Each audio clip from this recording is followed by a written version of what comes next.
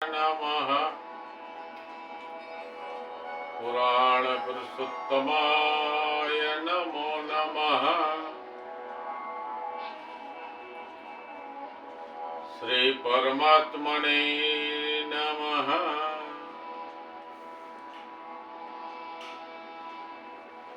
અનાદિ નિધનો દેવ શંખ ચક્ર ગદાધર અક્ષય પુંડરીકાક્ષ ધર્મકાર્યેષુ શુભફલ પ્રદો ભવ કપૂરમ ગૌરમ કરુણાવતારમ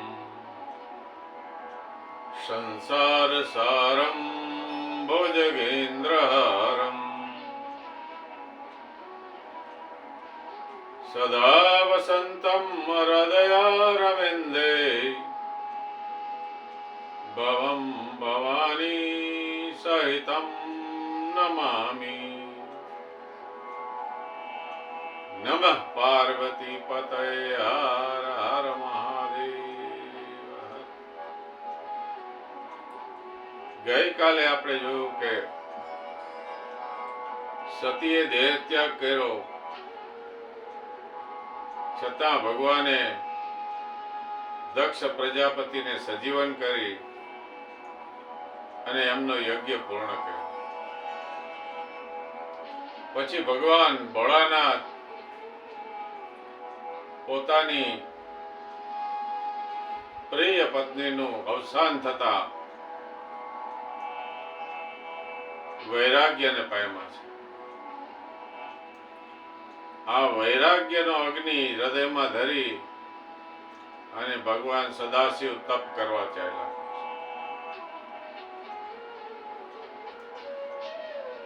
ભગવાન એક ગુફાની અંદર તપ કરી રહ્યા છે. તમે દરેકે શિવજીનો ચિત્ર જોયું હશે કે કાં તો શિવજી તપમાં બેઠા હોય, યોગ સાધનામાં, અથવા તો તેઓ માતા પાર્વતીને કઈ ને કઈ વાર્તાઓ કરતા હોય છે. આવા ચિત્રો આપણે જોઈએ છે. તો સદાશિવ હંમેશા માટે તપમાં રહે છે અથવા તો જ્ઞાનની વાર્તાઓમાં રહે છે. બ્રહ્માજી છે એ વિદ્યાના દેવતા છે, વેદ વિદ્યા. ભગવાન વિષ્ણુ છે એ વૈભવના દેવ છે, વૈભવ આપે છે. જ્યારે શિવજી એ જ્ઞાનના દેવતા છે અને મોક્ષ પ્રદાન કરનાર છે. ભગવાન શ્રી કૃષ્ણએ પણ ગીતામાં કહ્યું છે કે જ્ઞાન જ મોક્ષનું કારણ છે. અર્જુનને બધા યોગ સમજાવે છે. ધ્યાન યોગ, કર્મ યોગ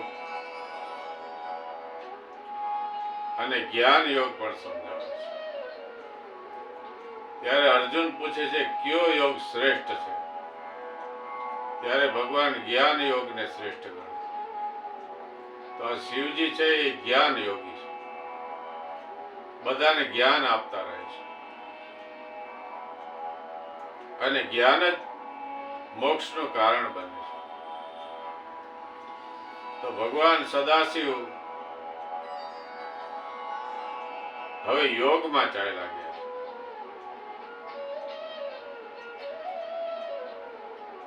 આ બાજુ તારકાસુર નામનો રાક્ષસ ઋષિ મુનિઓ, દેવતાઓ, બ્રાહ્મણો વગેરેને પરેશાન કરવા લાગ્યો. એણે બ્રહ્માજી પાસેથી અનેક વરદાનો મેળવ્યા છે અને એ વરદાન પણ મેળવ્યું છે કે શિવજીના પુત્ર સિવાય બીજો કોઈ મને મારી ન શકે. ભગવાન સદાશિવ તો હવે વૈરાગ્ય પામી અને તપમાં લાગી ગયા છે. ઇન્દ્ર દેવતાને અને બીજા દેવતાઓ, ઋષિ મુનિઓ બધાને એ ખબર છે ત્યારે ઇન્દ્ર દેવતા કામદેવને પોતાની પાસે બોલાવે છે.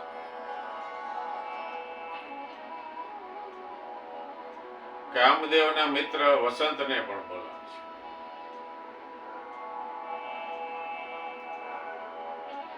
ભગવાન સદાશિવ જ્યાં તપ કરે છે ત્યાં તમે જાઓ અને તમે તો ભલભલા ઋષિ મુનિઓનું તપ ભંગ કરાવી શકો છો અને એને સંસાર તરફ ખેંચી લો છો. તો શિવજીને પણ ફરીથી સંસારી બને એવું તમે કરો. ઇન્દ્રદેવની આજ્ઞા થતા કામદેવ અને વસંત ત્યાં આવે છે, જે ગુફામાં ભગવાન તપ કરી.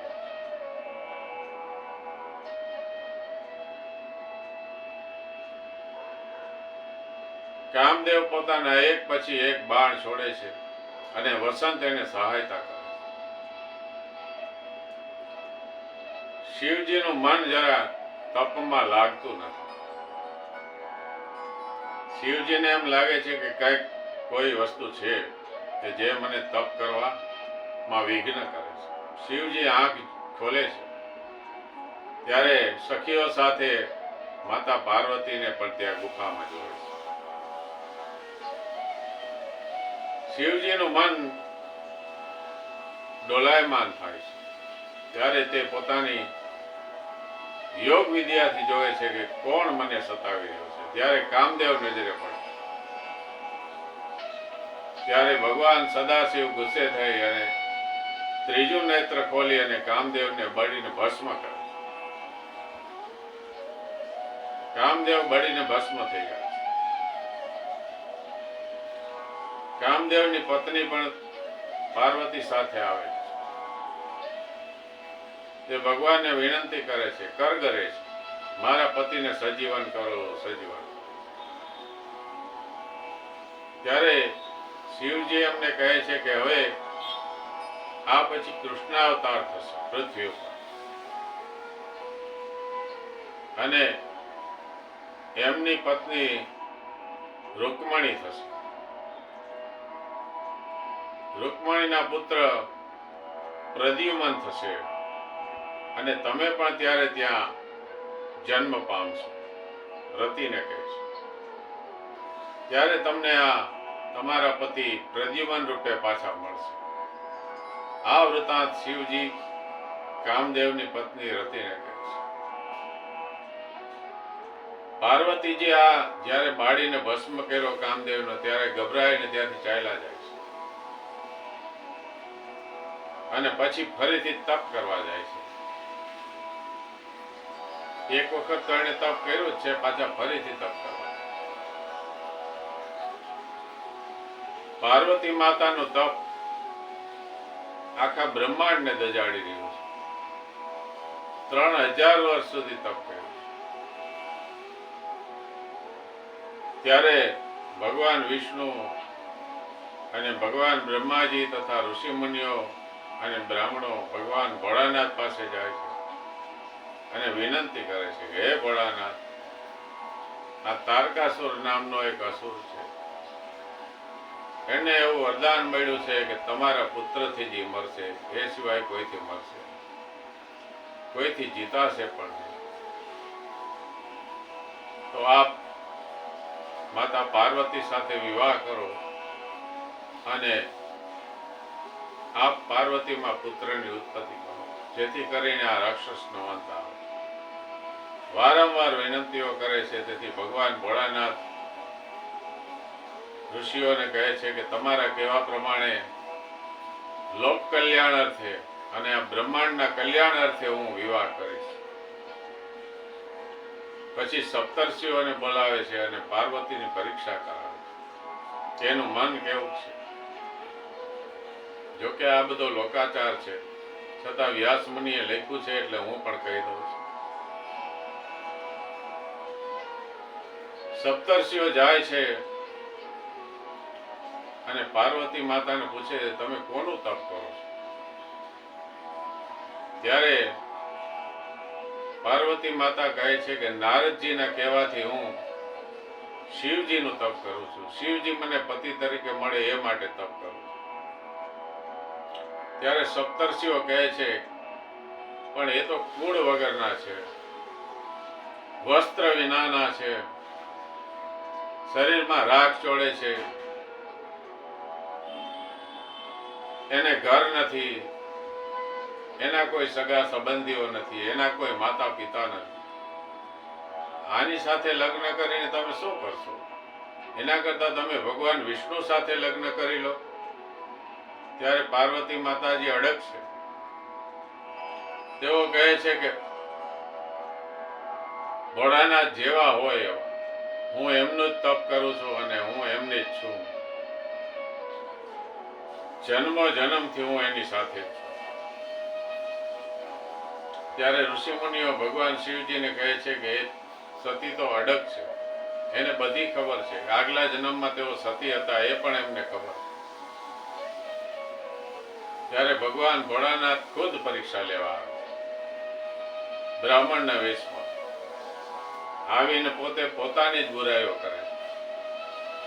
અરે એની સાથે લગ્ન કરાય એ તો ભૂતળાઓ ભેગો રખડું છે, એનું કોઈ ઠેકાણું નથી, એ વેદોમાં માનતો નથી, યજ્ઞોપવિત ધારણ કરતો નથી, એને કોઈ સ્નાન ધ્યાન સંધ્યા પૂજા આવડતું નથી. ત્યારે માતા પાર્વતી કહે છે કે હે બ્રાહ્મણ, તમે બ્રાહ્મણ છો, તમારી જગ્યાએ કોઈ અન્ય હોય તો હું એને બાળીને ભસ્મ કરે. હવે તમે શિવ નિંદા ન કરો, નહીં તો હું અહીંથી ચાલી જઈશ.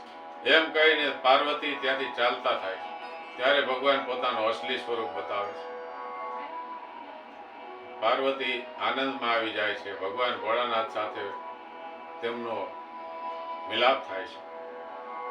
ભગવાન ભોળાનાથ કહે છે કે હું તમને અવશ્ય પત્ની તરીકે સ્વીકારીશ. તમે તો યુગો યુગોથી મારી સાથે જ છો. આમ કહી અને ભગવાન ત્યાંથી ચાલ્યા જાય છે. પછી ભગવાનનું માગું ભગવાન પોતે જ વેશ પલટો કરી અને પર્વતરાજ હિમાલયને ત્યાં નાખે છે. પાર્વતીના પિતાજીને અને માતાને વાત કરે. ત્યારે તેઓ ના પાડે છે, કારણ કે ભગવાને ત્યારે વેશ જ એવો લીધો છે, નટ જેવો વેશ લીધો છે, હાથમાં ડમરું છે અને ડમ ડમ ડમ ડમ વગાડીને લોકોને ભેગા કર્યા. તો ના પાડી દેશે. ભગવાન તો ત્યાંથી ચાલ્યા જાય છે.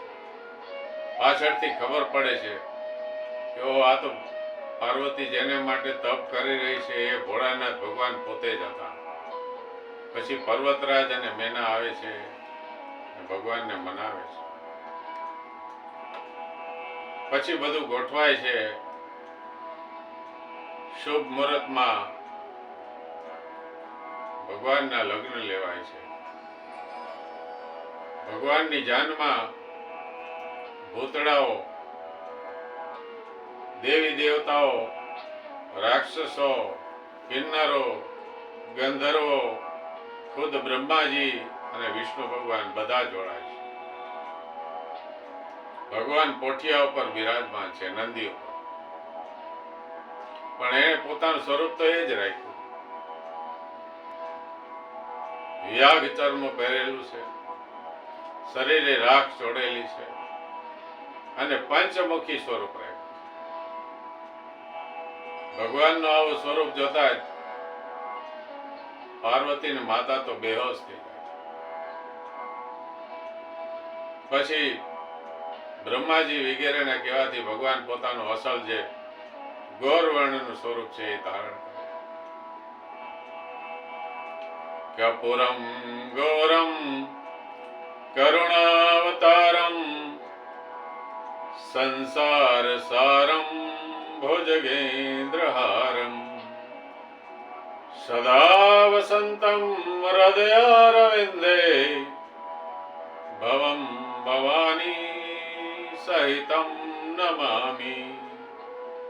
કપૂર જેવું ગોરવર્ણ, કરોડો કામદેવને શરમાવે એવું ભગવાનનું સ્વરૂપ છે. અને કરોડો સૂર્યનું તેજ ઓછું પડે એવું ભગવાનનું તેજ છે.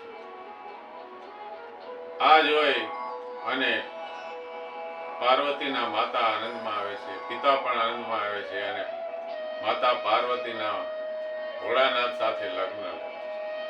ત્યારે ગોત્ર પૂછવામાં આવે છે. જ્યારે લગ્ન લેવાય ત્યારે ગોર મહારાજ ગોત્ર પૂછે, એમ બ્રહ્માજી ગોત્ર પૂછે છે, તમારું ગોત્ર કયું? ત્યારે ભગવાન શિવજી કહે છે, મારું ગોત્ર ઓમકાર છે. ઓમકારમ બિંદુ સંયુક્તમ નિત્યમ ધ્યાયંતિ યોગિનઃ કામદમ મોક્ષદમ ચૈવ ઓમકારાય નમો નમઃ. ત્યારે બ્રહ્માજી પૂછે, તમારા પિતા કોણ? ત્યારે શિવજી રુદ્ર રૂપે છે, એમ બોલે છે કે મારા પિતા બ્રહ્મા, તમે પોતે. તો તમારા દાદા કોણ? મારા દાદા વિષ્ણુ. અચ્છા, તમારા પરદાદા એટલે તમારા દાદાના પિતા કોણ છે? ત્યારે ભગવાન ભોળાનાથ કહે છે કે એનો પિતા હું પોતે. બ્રહ્માજી અને વિષ્ણુ ભગવાન તો આ માયા જાણતા જ હતા. ત્યારે બધા આશ્ચર્યમાં ગરકાવ થઈ જાય છે, કારણ કે ભગવાન શિવજીના ઘણા સ્વરૂપો છે. જે આદિ શિવ છે એ બ્રહ્મા અને વિષ્ણુના પણ પિતા છે. તો આ રીતે ભગવાનના લગ્ન થઈ જાય છે અને માતા પાર્વતી સાથે ભગવાન કૈલાસમાં આવે છે. નમઃ પાર્વતી પતે હર હર મહાદેવ.